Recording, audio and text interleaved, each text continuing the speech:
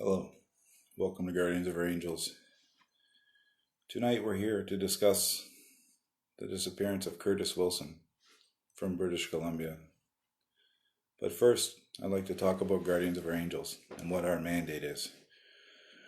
We started Guardians of Our Angels 2 years ago to bring public awareness to what's going on in society. A month ago, we started our Guardians of Our Angels Missing Persons Cases page to help bring people home to their families. There's an epidemic in this country of missing and forgotten. And we feel it's our job, the Guardians of Our Angels, to put a voice for the voiceless and the forgotten in Canada and to bring people home. So tonight, we're here to talk about 24-year-old Curtis Wilson, missing from Vernon, British Columbia, since the 28th of June, 2015. His hometown is Lethbridge, Alberta. Now, before we talk about the facts and the media's misrepresentation of the facts of Curtis's disappearance, I want to take the time to get to know who Curtis Wilson is. Curtis Wilson's parents are Julianne and Jasper Wilson. He has a younger brother named Kyle, an older sister named Shauna. He has a niece, Brooklyn. Don't mind me, I have 13 pages of notes, so I'm going to be scrolling. His nephews are Cashton, Coben and Brody, sorry. His grandparents are John and Judy, who recently passed away. His aunt Charlene, his uncle Roger. His niece Brooke writes stories and songs about her best friend, Uncle Curtis. Brody and Grandpa Jasper sing songs about Curtis from Kid Rock, Born Free, and Luke Bryan, Drink a Beer. Now, talking to Jasper, when Curtis was born, Jasper named him from the novel and the movie Outsiders. We all remember that movie.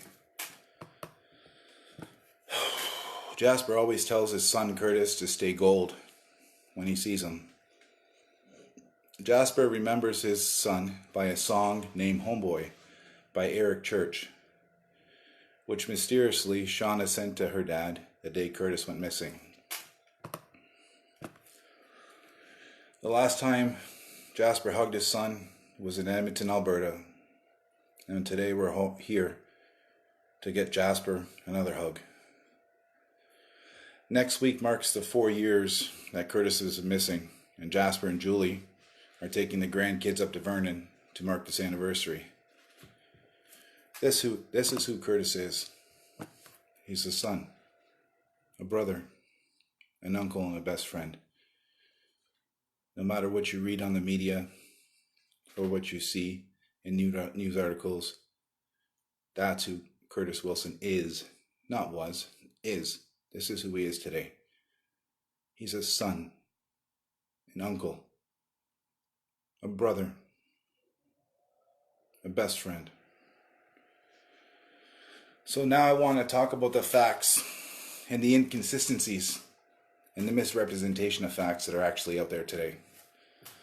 So on the 28th of June, 2015, Curtis was traveling with a man named Shane Leckman. The body of Shane Leckman, 32 years old, was found by a paddleboarder in the Cousins Bay area of Vernon, British Columbia. The coroner report, and we're going to tear apart this coroner report because I see so many inconsistencies and I'm not even a trained coroner. But the coroner's report into Shane's death stated that Shane's phone was broken, but Curtis's phone revealed messages indicating their intention to commit suicide. Now let's examine the facts of this report. The report states that Curtis sent messages to family and friends alluding to suicide, saying goodbye, and they loved him. The report says these messages were reported to the RCMP from family members. Exact quote from coroner Margaret Jazin. Number one, I've spent a lot of time talking to Jasper and Shauna of late, And I can tell you with certainty, this is completely false. Not only did the family not receive a single message from Curtis confirmed by cell phone records of their own, but they did not make a call to the RCMP, or they did not insinuate they received messages to the RCMP. This is completely false. It keeps getting misrepresented out there in media articles, the coroner's inquest, continuous media articles keep saying the same thing. This never happened. 2. Curtis's cell phone was damaged beyond recovery when it was found by the RCMP. Non-retrievable. So where did this information come from? How was this labeled a suicide pact without a single shred of evidence? And I'm not a trained professional. I'm just telling you there's no evidence. 3. Now Curtis sent 2 messages confirmed by other people's cell phones because remember, they couldn't get into Curtis's cell phone because it was broken, unretrievable. He sent 2 messages, one to his girlfriend asking to make sure he was cremated, and 2, one to his friend simply stating Cow Lake. The coroner also, in her beautiful report, states that the fentanyl and opioids in Shane's system were mentioned in the report. She found fentanyl and opioids in his system. Now, in this report, which never mentioned Curtis by name, but kept saying his accomplice, was a direct attempt to paint Shane and Curtis with the usual stigma of just 2 other addicts. They painted them with the same brush, which is unfair, inaccurate, no evidence, and in my opinion, lacks the moral aptitude of a coroner anywhere in Canada that's supposed to be unbiased and independent and impartial.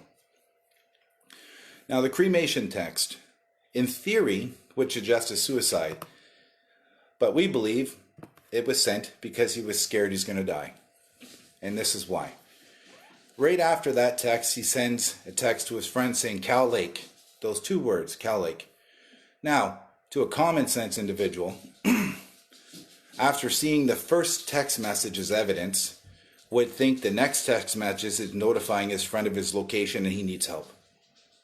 I mean, come on folks, let's put this in theory.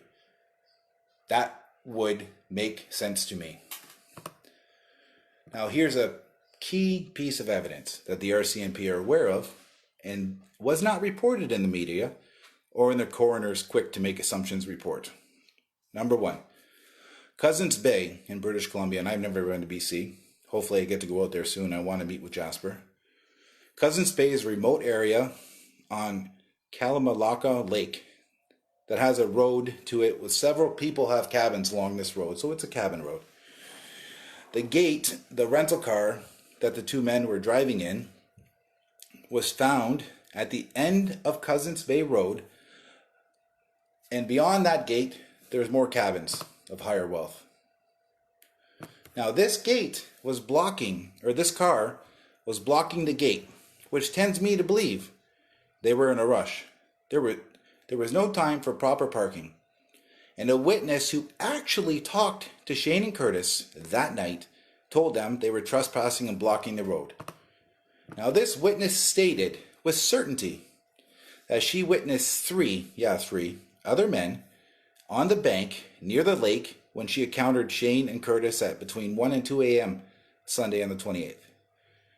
From which that road is approximately 20 meters, but has a steep down climb to where Shane's body was found, close to the cabins past the gate where the car was found and later taken into evidence from the RCMP.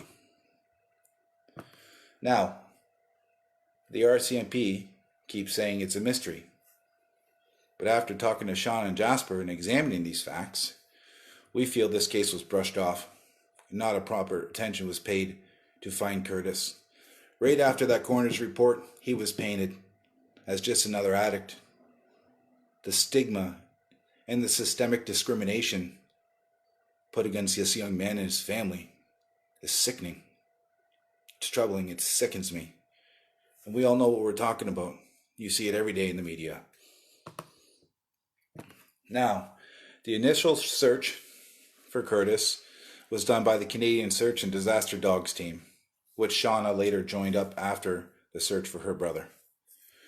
They were trolling the water of this lake, which is 280 feet deep at some spots, where their highly trained cadaver dogs alerted to an area and they dropped their ROV in the water.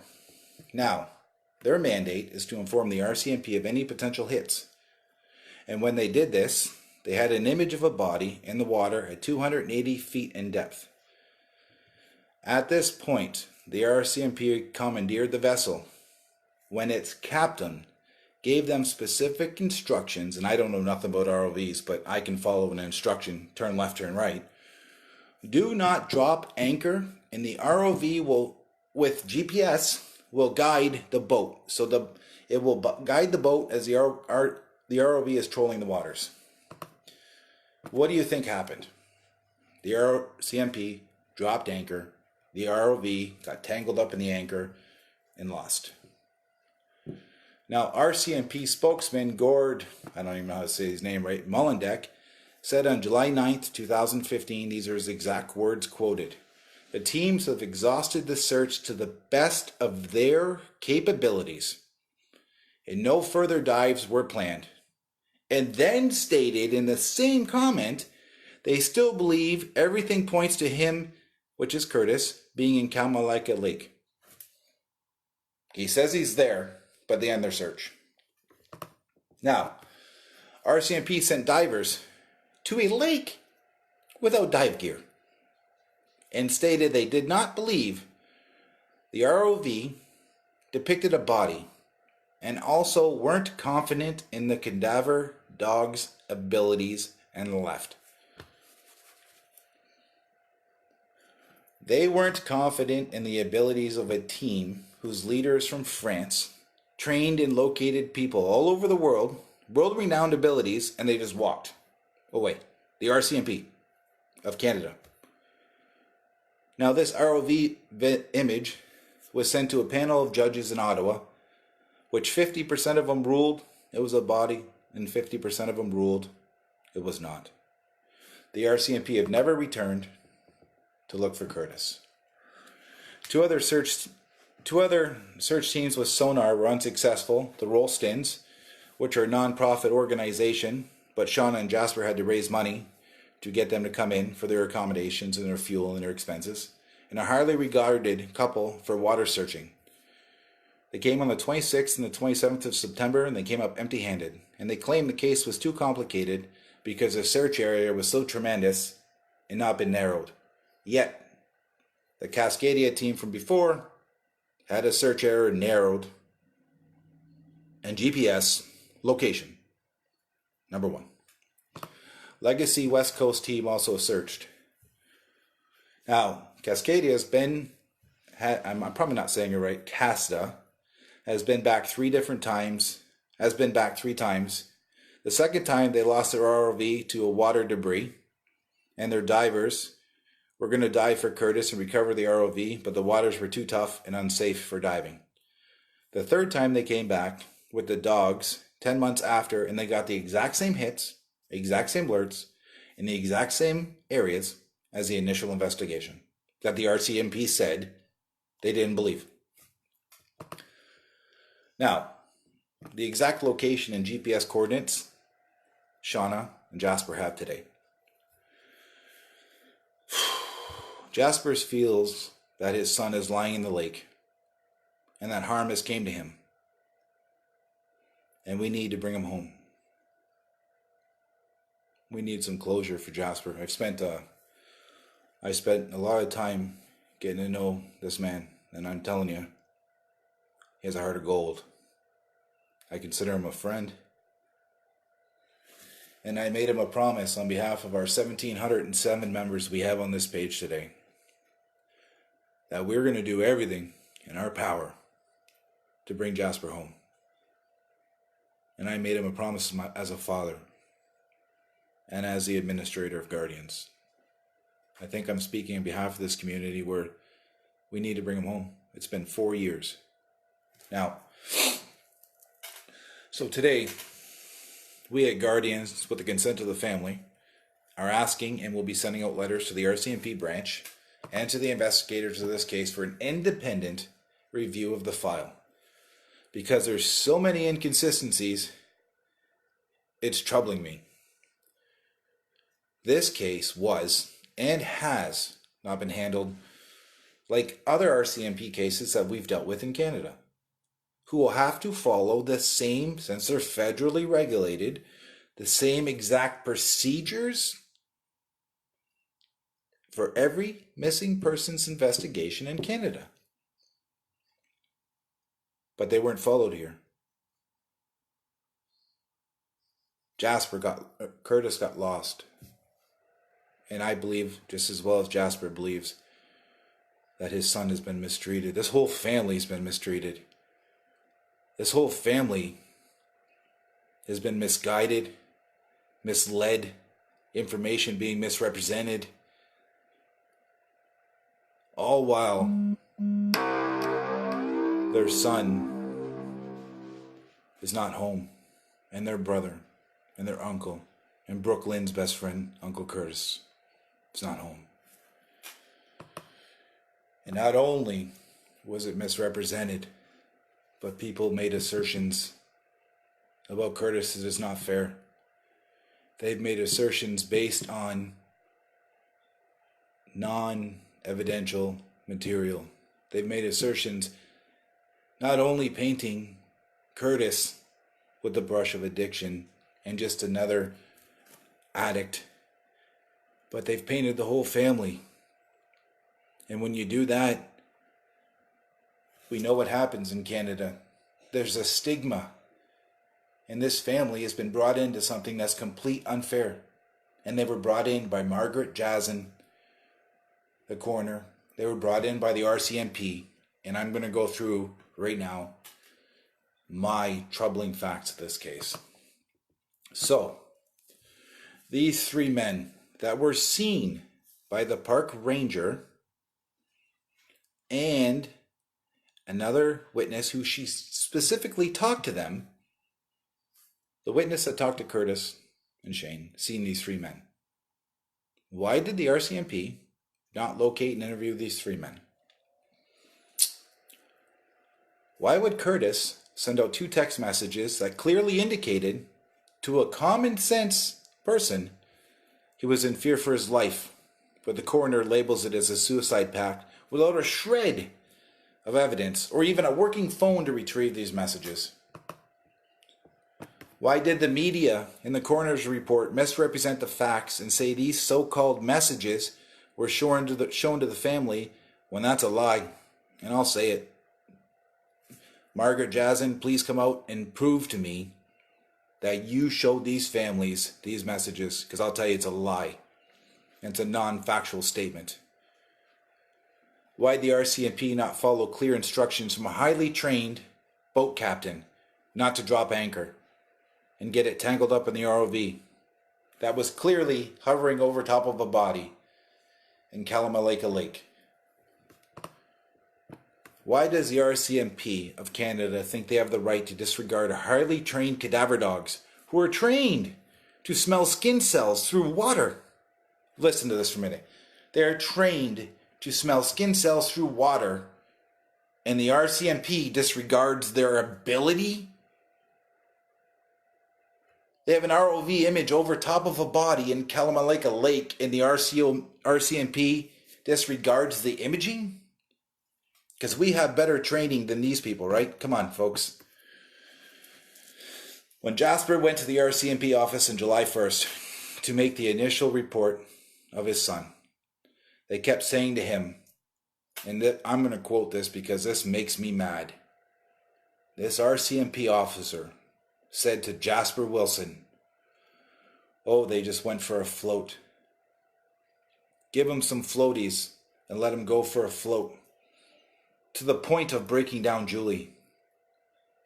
That is not only callous and immoral, that lacks the ability to be an officer of the citizens of Canada in my eyes. Why the RCMP spokesmen that say they believe that Curtis is in the lake, but yet did not continue to dive to the ROV image location. Don't mind me if I'm getting a little upset. This is agitating. How can the coroner, a highly regarded coroner in Canada, make a report that stated that Shane drowned and claimed it was from suicide? In her report, she said that Shane drowned from suicide. What shred of proof in this case? And I want anybody to go, and I'll put all the info. We have a file in a group on the page right now called Missing Curtis Wilson. Go in there and read it for yourself. Everything on the internet today is in that group. What shred of evidence in this case states that he drowned from suicide? How do we know these three men who the park ranger witnessed speed out of there in the middle of early morning on Sunday weren't involved? Assertions were made. And how could you look at a body and say, oh yeah, he drowned from suicide? And I'm going to say something to you. How would one overcome the body's natural instinct to survive without considerable training? Keep in mind, parts of your brain and spine, and quite a few other parts of the body, have processing nodes for survival. Your muscles will react before your brain even knows you're drowning, and will simply overcome no matter what you're going to do.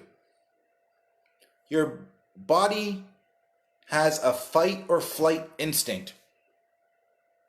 How could anybody drown by suicide? How is that assertion even made? Once again, this report has mislabeled, misconstrued, and painted a brush that is completely unfair of not only Shane but Curtis.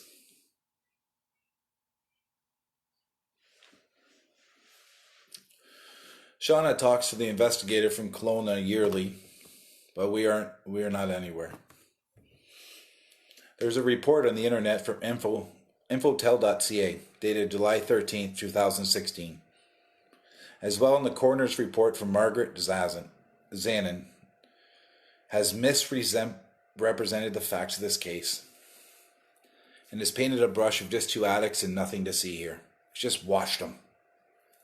That's somebody's baby. That's somebody's brother. Somebody's son. Brooke Lynn's best friend, Uncle Curtis. And you're going to wash him? You're going to tell me you could sleep with yourself at night, Margaret? And you're just going to wash him? How do you sleep?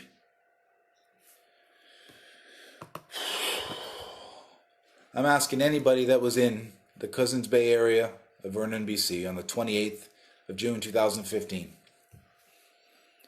If you've seen Curtis, to come forward and end the pain for this family. It's too much. I'm telling you right now, not only am I confident that somebody's seen something and they reported it to the RCMP, but I'm confident that somebody's seen something, reported to the RCMP, and this case went nowhere. I'm confident, as an independent citizen in the country of Canada, that this family has been whitewashed. This case has been pushed to the back burner. It's been misrepresented. This family's been misconstrued. That coroner's report lacks the moral aptitude of a coroner in Canada. This is someone's baby, and Gord's going to come out and say they've done everything they can to find Curtis. And then they're going to come out and say they don't believe highly trained cadaver dogs who can smell skin cells through water. And they don't believe the image of the ROV. And then they're going to drop anchor of a boat when a clearly trained, highly trained captain tells them not to and get the ROV tangled up.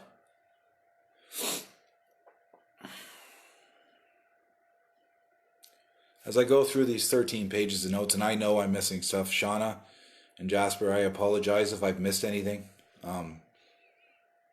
I want to do the best I can for you and your family. You deserve it. Somebody needs to help you. Curtis deserves to have his name said. This information that's being misconstrued all over the internet needs to be put together in a logical and factual thought process. As you can see, and I've laid them out, and I haven't misrepresented any of the facts. This is actual in Curtis's group file, and you can pull it up on the internet and read it yourself. You can see the coroner's report from Mrs. Margaret Jazen. This is crap. I'm asking that every single 1,707 members of this page share this video. This family deserves an independent, impartial, non-RCMP, which we know that all got jacked, review of this case. This evidence deserves to be gone through piece by piece by piece. And if anybody can come out and prove that Curtis is not in that lake like all this evidence tends to lead to, please send me a message on Guardians. I don't know how or why, for the life of me, as I sat here and I've talked to my wife today, and I've talked to Jasper on the phone, and Jasper and I have had quite conversations. I've talked to Shauna. Any human being can disregard and disallow common sense facts and allow a family to go 4 years not knowing. It's sickening. It's immoral. It doesn't deserve the respect of guardians of our angels, and trust me, you don't have it.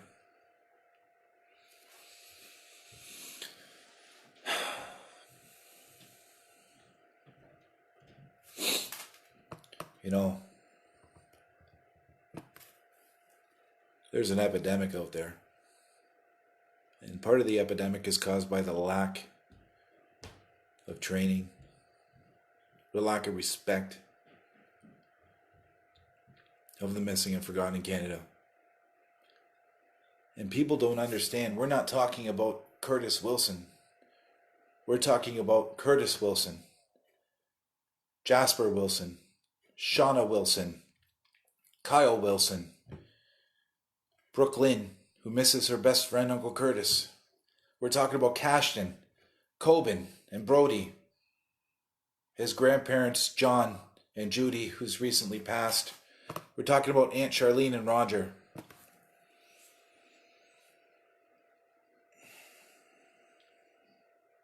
We're talking about a whole family that's affected, not one person.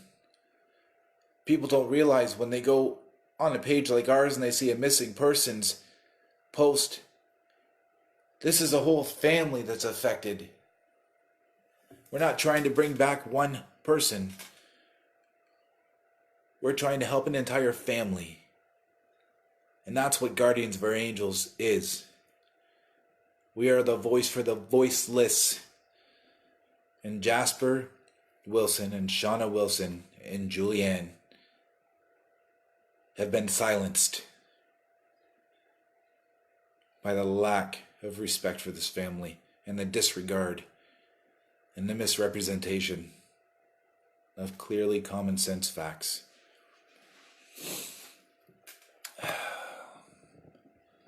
As Jasper said to me today,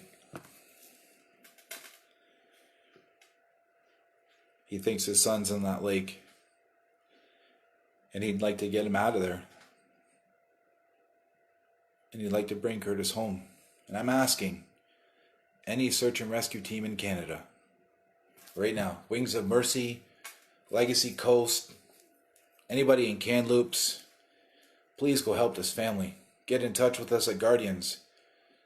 We have a GPS location. We have a narrowed search corridor. We need your help. We need to bring Curtis home. From our team at Guardians, Curtis, stay gold. I promise you, we're going to find you soon. Have a good night. Share this video. Make an informed decision for yourself of the facts. Don't let people tell you what the facts are. Go read the facts yourself, as I just have.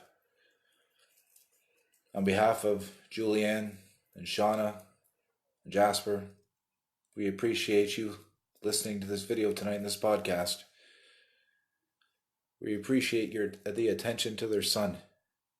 He deserves to come home. We're going to make it happen. Have a good night. Thank you for being a voice for the voiceless. And remember, we're all a guardian to somebody.